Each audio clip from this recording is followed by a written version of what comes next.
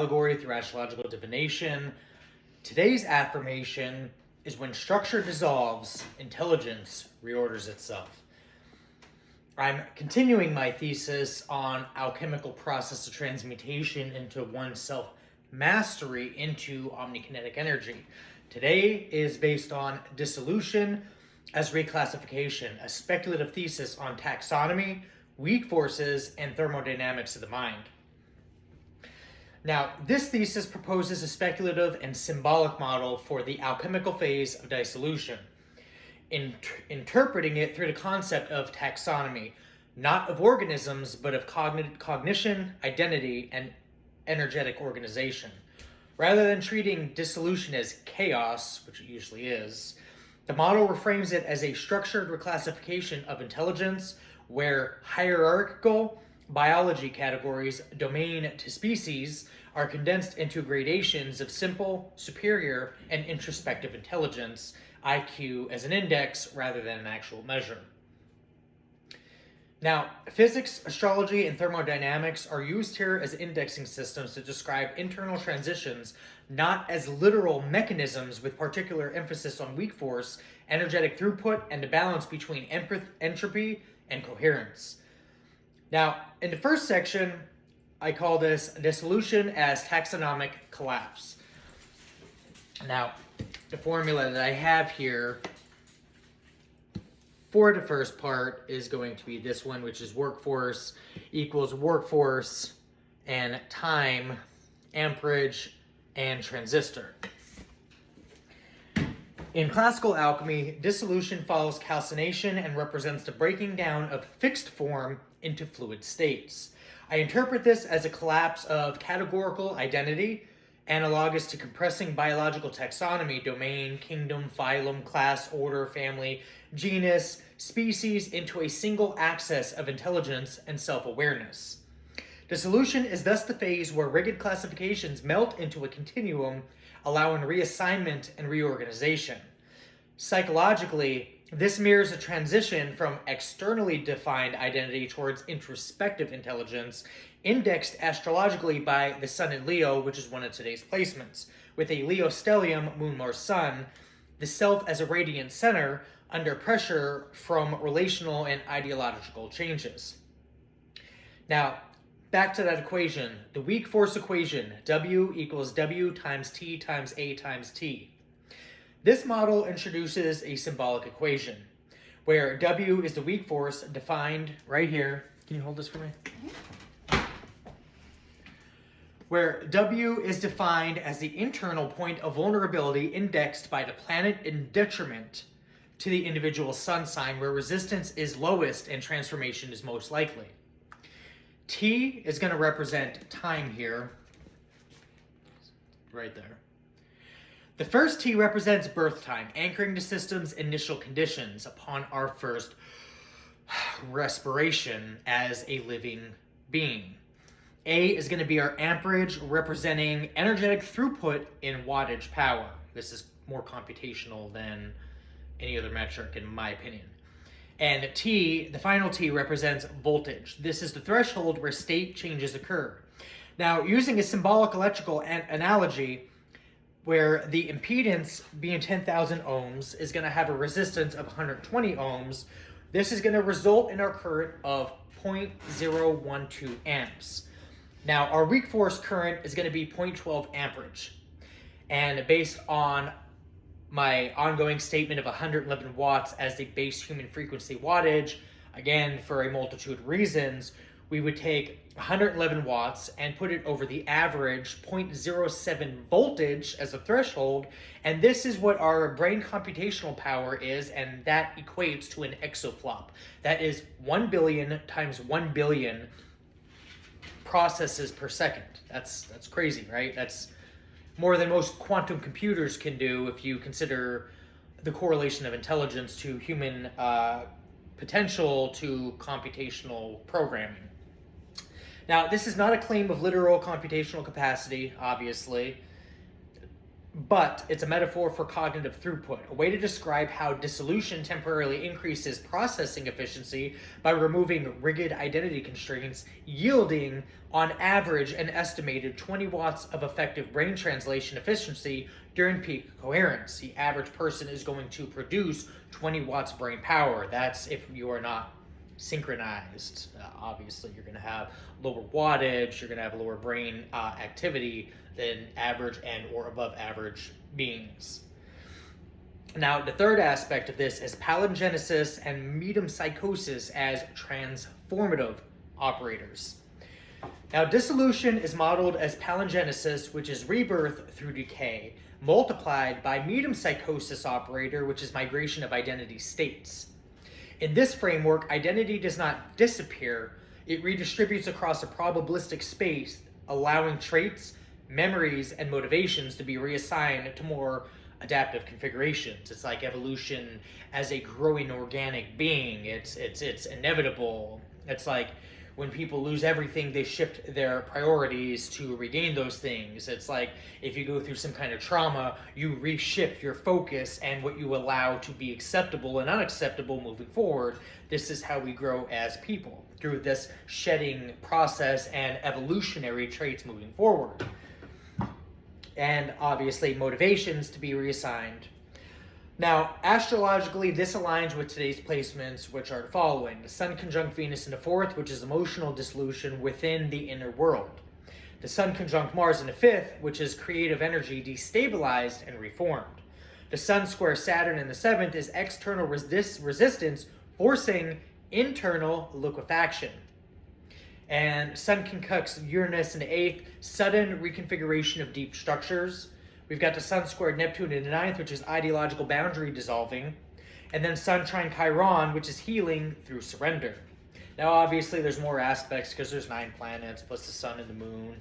I only cover the aspects of the day. Everything else to figure out what goes on energetically, I do on my own accord privately, and I keep that information myself. It's how I determine how the day is going to go. Now, the 4th aspect of this is thermodynamics of dissolution. From a thermodynamic perspective, dissolution is governed by the Gibbs free energy equation. We have that right here, where you can see delta G equals delta H minus T delta S.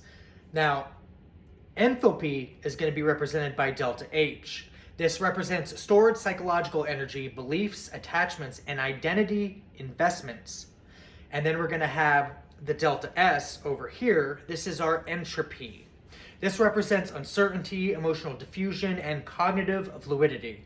And then T is temperature, representing emotional intensity. Temperature plays an imperative role in a lot of aspects because heat causes kinetic energy. It's also used in nuclear fusion. It's used in induction systems. It's used in levitation concepts and mechanisms. Heat and extreme cold, it alters the state that your internal organisms operate on. Well, one, because it's water, and water changes states depending on the heat. It's like when we exercise, we're heating up, we're getting energized, our stamina grows, but we're also losing weight because internally we are heating up. That kinetic energy is dissolving the unnecessary attachments on our bodies.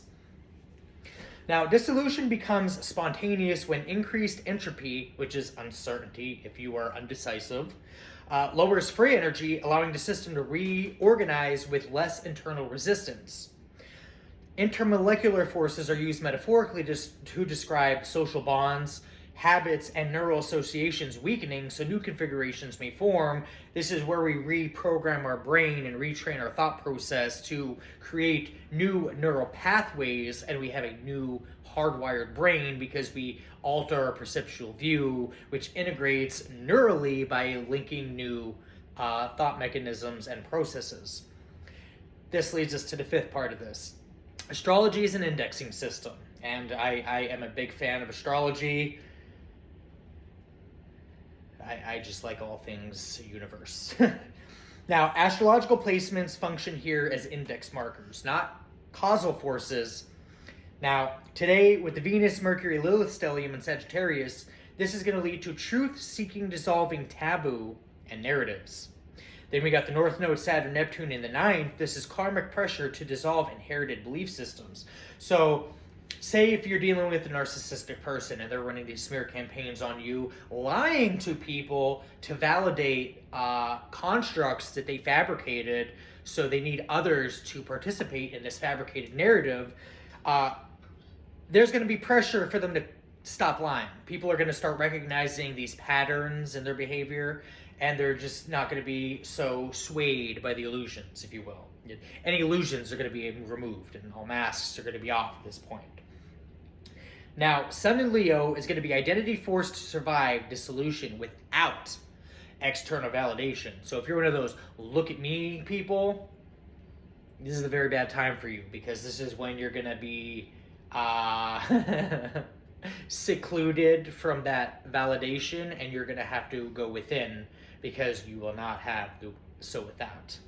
People are not going to be looking at you in the light that you want them to, and you're going to have to come to a term level of acceptance within the self, rather than externally seeking acceptance of the self, if that makes sense. Now, these placements index psychological stress points where dissolution is most likely to occur. That is a probable definitive rather than a lack thereof. Now, in the 6th aspect, I use spirit guides as a theoretical metric here, because intuition does play an integral role with this, especially when you become more introspective. You just happen to know things for no explained reason. Now, spirit guides are treated as a symbolic metric for intuition density. Now, I do believe in a spiritual aspect of connecting spiritually to deities and elements and energies. I wrote this in the context of a scientific research paper, so it is more accepted and adopted if this would be viewed as an access point for self-mastery of the self in the science community, because I am bridging two entirely different worlds together. So if I'm explaining something from the scientific aspect, I'm not saying I don't believe like people don't possess the ability to go talk to ghosts. It's quite opposite. I am just writing the language to where it's acceptable on a multitude of levels, where arguments are invalid. It's just going to be a continuous invalid argument where it's pliable on both ends, depending on your interpretation. But do, take that with a grain of salt. Now, the brain's capacity to integrate subconscious pattern recognition during periods are of high entropy. They are superior. In dissolution, guidance appears strongest not because of external entities, but because rigid filters have temporarily softened. You don't have those preconceived notions anymore. You can see through illusions at this point. Kind of scary at first. Now, in conclusion, this thesis frames dissolution as an ordered collapse of classification where taxonomy, identity, and energy flow liquefy to permit reorganization. By combining thermodynamics, symbolic electrical modeling, and astrological indexing, dissolution emerges not as loss, but as reassignment. In this model, intelligence increases not through accumulation, all the books you're reading, it is inward reflection, but through the strategic release of constraint, allowing the system to reclassify itself at a higher level of coherence to the energies that be and surround you. Through this, one can theoretically be rendered unquantifiable, unmeasurable, and unpredictable, which is a really good thing to some institutions, but it keeps things interesting, huh? Especially when they're unpredictable and anomalous to most known case studies. These things they put you at the top of the superiority chain, because if you can't be classified, you can't be controlled. And if you can't be controlled, then there's only two options. You're either a problem and you're not an asset, or you're an asset and a collaboration is required. So, depending on which way you want to flow. Progress and evolution, or destruction and chaos. So that's up to you. But I'm going to end this with invocation, the invocation of dissolution and reclassification. It's just kind of my thing. I like pulling on my quantum energies after I discuss them and explain in depth. Again, quantum directly affects the macro. Micro equals macro. So I think, therefore I am. So when I'm speaking, I'm not just speaking on the micro, I am speaking on the subatomic into the qubits, into the quantum, into the reality that I want. So I enter the waters where form loosens and names fall away, where what was fixed becomes fluid and identity remembers it was never singular. By the principles of dissolution, let rigid hierarchies soften, domain to species, self to shadow, until intelligence is freed from its smallest cage. By the weak force within, the place of detriment and vulnerability, let pressure become passage and resistance become the door. By time of origin marked at first breath, and current of being measured in living watts, and threshold of change, the voltage of becoming. Let the system cross its boundary with awareness intact, by entropy rising and enthalpy releasing, as governed by the balance of Gibbs. Let what no longer serves dissolve without violence, and let spontaneity guide reformation. By palingenesis to rebirth to reduction, and medium psychosis to migration of meaning, may the self redistribute wisely across its many possible configurations. Under the Leo sun, may identity survive dissolution. Under Sagittarius fire, may truth remain unhidden. And under Piscean law, may illusion finally yield. Let intuition sharpen as filters fall. Let guidance emerge where certainty dissolves. And let intelligence rise, not by dominance, but by integration. As classification collapses into coherence, I accept a fluid state, and I release the obsolete. I allow reorganization. So the waters receive the ash, so the pattern loosens, so the next form prepares to emerge. With the divine authority I contain, let these declarations be law that underlines law. And so it is. Hopefully you found it educational and entertaining. I'll see you in the next one.